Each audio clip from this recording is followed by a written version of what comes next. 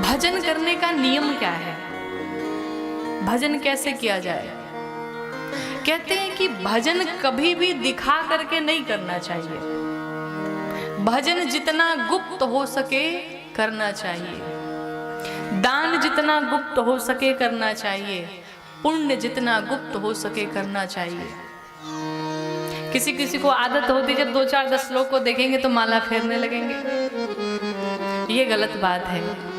दिखावा नहीं, दिखावटीपन से बचा जाए, क्योंकि जितनी बनावट जितनी मिलावट तो कहते उतनी गिरावट। बनावटीपन जीवन से निकाल दीजिए, आप जैसे हैं समाज के सामने वैसे प्रस्तुत होइए, फिर आपको बहुत ज्यादा कष्ट नहीं होगा, बहुत ज्यादा परेशानी नहीं होगी। भजन कभी भी छिपा करके करना चाहिए, कभी भी दिखा के नहीं करना चाहिए। यहाँ तक कि नियम ये है, संत भगवान गुरुदेव भगवान कहते हैं कि अपने गुरु से भी नहीं कहना चाहिए कि हम क्या कर रहे हैं, कितना भजन करते हैं। अगर उनसे भी कुछ कहना है, बताना है, तो उनसे भी यही कहना है कि हे गुरुदेव भगवान, मेरे ऊपर कृपा करी कि मैं जो भजन कर रहा हूँ उसमें और आगे बढ़ूँ। 2 माला जब अगर कर रहे हैं तो 10 माला हो जाए, ऐसी कृपा बनाइए। भजन का यही नियम है, जितना हो सके गुप्त रखे, किसी को पता न चले कि ये करते क्या है, कौन सा जप करते हैं, कौन सा अनुष्ठान करते हैं, कौन सी साधना करते हैं, ये किसी को बता के नहीं करना चाहिए। जरूरी हो तो कर भी सकते हैं, लेकिन प्रयास यही रहे कि बताना नहीं चाहिए। जनकपुरी में एक बड़े अद्भुत संत हुए, और ऐसा कहते हैं कि ना उनके जैसा पहले कोई संत हुआ, ना आगे कोई हो पाएगा। जनकपुरी में वो ऐसे संत थे, मुझे नाम नहीं याद आ रहा है, लेकिन ऐसे अद्भुत महापुरुष थे कि जनकपुरी में जो जानकी महल है, तो प्रत्येक दिन सुबह शाम जा करके श्री किशोरी जी का दर्शन करते थे। दिन रात भजन करते रहते, दिन रात भजन करते रहते, किसी से कोई मतलब नहीं, किसी से कोई लेना देना नहीं। अब उनके भजन का प्रभाव बड़ा बढ़ा, देखने वाले जानने वाले सब लोग जान के बड़े अच्छे साधक हैं, बड़े महात्मा हैं, चल के इनको प्रणाम करे तो जब वो मंदिर में जाते तो भीड़ लग जाती। भाई संत हैं, महात्मा हैं, इन्होंने जो अपने जीवन में अनुष्ठान किया है, हम इन्हें प्रणाम करेंगे तो हमें भी जीवन में कुछ प्राप्त होगा। तो जब वो मंदिर में प्रवेश करते तो भीड़ लग जाती। आप ये ध्यान दीजिएगा कि जो भी अगर एक अच्छा साधु होगा, एक अच्छा संत होगा, तो वो सबसे मिलने से बचेगा, दुनिया के प्रपंचों से बचेगा। बहुत लोग होते अपना पांव स्पर्श नहीं कराते, उसका यही कारण है कि पांव स्पर्श करने से आप जितने बड़े महात्मा, जितने बड़े साधक का आप पांव स्पर्श करते हैं, शरण स्पर्श करते हैं, उसके जीवन में जितना अनुष्ठान होता है, जितनी तपस्या होती है, उसका फल आपको भी प्राप्त होता है। और जीवन में अगर तपस्या ही ना हो, थोड़ी बहुत 4-5 माला अगर कर लिया जाए और वो भी 10-20 हजार लोग आके पांव छू ले, तो फिर तो वो खत्म ही हो गया, आप तो फ्री में लेके चलेंगे। और फिर हम माला जपते रहे दिन भर, अपना फिर कहाँ जाएगा, अपना कल्याण कैसे होगा। तो संत भगवान बड़े चिंता में पड़े कि जब मैं जानता हूँ भीड़ लग जाती है और ये सारे लोग मेरे चरण स्पर्श करने लगते हैं, मेरे जीवन का सारा अनुष्ठान समाप्त हो जाएगा, मैं क्या करूं, कैसे बचूं। और अगर लोगों से ऐसे ही मैं मिलता रहा, लोग ऐसे ही हमारे पीछे पड़े रहे, तो मैं किशोरी जी से प्रार्थना कैसे करूंगा, मैं किशोरी जी की भक्ति कैसे करूंगा, मैं उन्हें कैसे प्राप्त करूंगा। मुझे इस संसार के प्रपंचों में नहीं पड़ना है, मुझे तो अपने श्री किशोरी जी के चरणों में ही पड़े रहना है।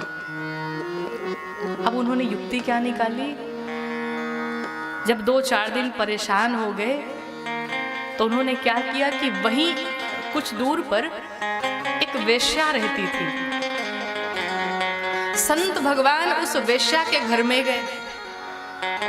जब वेश्या के घर में गए, दरवाजा खटखटाया, बाहर निकल के वो आई। उसने पूछा, सरकार आप यहाँ? उसे लगा होगा कोई बड़ा आदमी होगा, कोई पुरुष, लेकिन जब देखा इतने बड़े महात्मा मेरे दरवाजे पे, कौन सा जीवन का पुण्य जागृत हो गया, कैसे भगवान की कृपा हो गई कि एक इतना बड़ा संत मेरे दरवाजे पे आया। संत भगवान पहुंचे और जाकर के उस वेश्या के चरणों को पकड़ लिए, उसके चरणों में गिर पड़े। वेश्या ने देखा महाराज ये क्या कर रहे हैं, आप मेरे चरणों में गिरे पड़े हैं। उठाया, कहा सरकार आदेश करिए, क्या करना है मुझे। संत भगवान ने कहा देखो मेरा एक काम कर दो। क्या करना है? कहा सिर्फ एक काम यही कर दो कि मेरा ये जो स्वरूप है ना इसे बदल दो, मुझे बदल दो, कोई उपाय है तुम्हारे पास? उस वेश्या ने कहा महाराज ये तो काम मैं आपका कर ही दूंगी। कहा कर दो, और वो कार्य करने के बाद ये जो तुम्हारा बगीचा है सामने, मैं तुम्हारे घर में नहीं आऊंगा, इस बगीचे में ही पड़ा रहूंगा और अपने श्री किशोरी जी के ध्यान में लगा रहूंगा और भजन कीर्तन करूंगा। उसके बाद न मैं तुम्हें जानता न तुम हमें जानती, मुझे तुमसे कोई मतलब नहीं।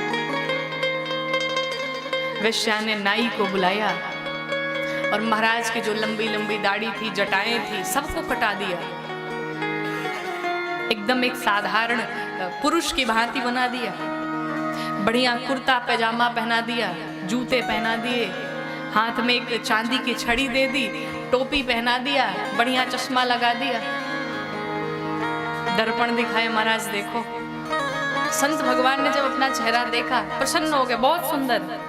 अब आज के बाद से मेरा तुमसे कोई मतलब नहीं रहेगा, लेकिन मैं रहूंगा तुम्हारे बगीचे में, वही रहने लगे। अब नित्य की भांति अगले दिन भी गए श्री किशोरी जी के दर्शन करने के लिए। जब दर्शन करने गए लोगों ने इन्हें इस स्वरूप में देखा, लोगों ने कहा बड़ा पाखंडी बाबा है, बताओ बड़ा धूर्त है। हम लोग समझ रहे थे कि भजनानंदी है, भजन करते हैं, दिन रात अनुष्ठान में लगे रहते, और ये बाबा के नखरे तो देखो, चश्मे लगाए हुए, जूते पहने हुए और कपड़े ही चेंज कर लिए पूरे, दाढ़ी भी कटा दी। इसके जैसा पाखंडी तो कोई होगा ही नहीं। अब एक लोग भी संत भगवान के चरणों में पड़ने नहीं आते। सबने कहा जीवन में सबसे बड़ा पाप तो इसके चरणों में गिर के हमने कर दिया। अब दूर दूर तक कोई आता नहीं, सब उनकी निंदा करते। संत भगवान महाराज आज बड़े प्रसन्न हुए कि किशोरी जी की बड़ी कृपा हुई कि मैं इन सब से बच गया और मैं अपने किशोरी जी के ध्यान में लगा रहूंगा। कोई जान नहीं पाएगा मैं कितना भजन करता हूँ, श्री किशोरी जी की कैसी उपासना करता हूँ, मैं उनके कितने करीब हूँ, इस बात को कोई जान न पाए। अब वो रोज आया जाया करते नित्य, कोई दिनचर्या में कोई कमी नहीं। प्रत्येक दिन आते श्री किशोरी जी के दर्शन करते, और जब उन्हें देखते और खड़े होकर के जब निहारने लगते, संत भगवान की आंखों से आंसू निकलने लगते। उनका दर्शन करके करते करते एक दिन संत भगवान, उनका शरीर शांत हो गया, उनका प्रयाण हो गया। जब शरीर शांत हुआ, लोगों ने तो पूछा ही नहीं, पाखंडी था चला गया, अच्छा हुआ, धरती पर बोझ था, नाटक किए घूमता था, किसी ने शव को पूछा तक नहीं। लेकिन जिस मंदिर में जाते थे वो दर्शन करने के लिए किशोरी जी के पास, उस मंदिर में जो पुजारी जी रहते थे, तो जब भोग लगाने के लिए गए तो देखा कि वहां किशोरी जी के सम्मुख जो दीपक जल रहा था वो दीपक बुझ गया। पंडित जी ने सोचा ये तो बड़ा अपशगुन है, दीपक ही बुझ गया, दीपक का बुझना ठीक नहीं है। तुरंत फिर से दीपक जलाया।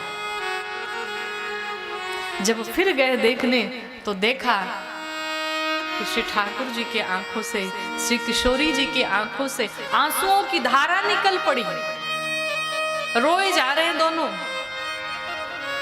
पंडित जी ने देखा ये भी उचित नहीं है, मूर्तियां रो रही हैं, आखिर कारण क्या है।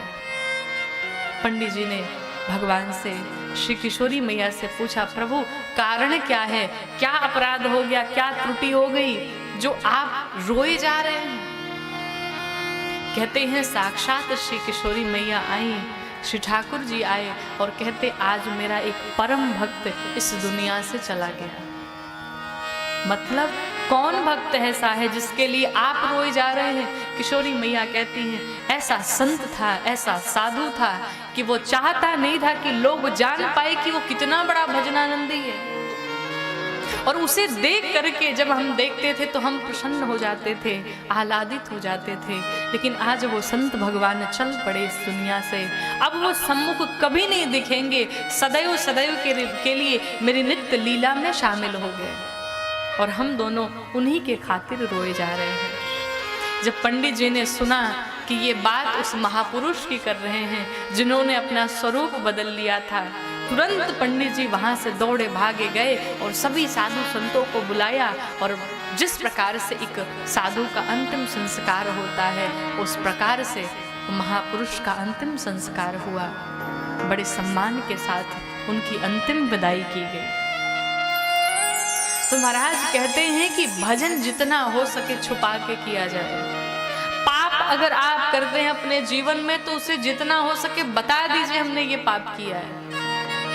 पाप कट जाते हैं, लेकिन आप पुण्य जो करते हैं अगर उसे आप बताते चलते हैं तो वो बट जाता है।